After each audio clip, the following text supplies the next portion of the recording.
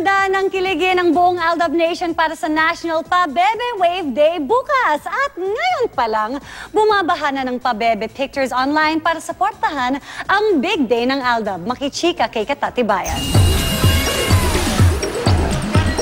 Mapa-celebrity man o ordinaryong tao, excited na ang lahat sa National Pabebe Wave Day bukas sa Kalisere ng Itbulaga. Sa aming paglilibot sa Aldab Nation, wala raw munang lalabas ng bahay para mapanood ang inabangang panliligaw ni Alden sa mansyon. Mapagwardya, mga pulis, jeepney driver at mga pasahero. Stay as sweet as you are, and kay that's for Yaya. Now for Alden, totohanan mo na siya. Patok na patok nga talaga ang Pabebe Wave ni Yaya Dub at Alden. Maging ang mga celebrity, kanya-kanyang post din ng kanilang version ng Pabebe Wave.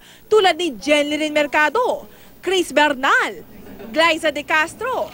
Si Juan Tamad naman na ginagampanan ni Seth Cadayona. Pangtamad din ang Pabebe Wave.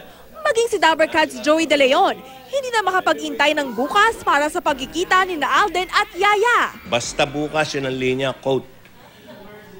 Kakaibang makikita makikita natin, hindi pa raw natin nakikita.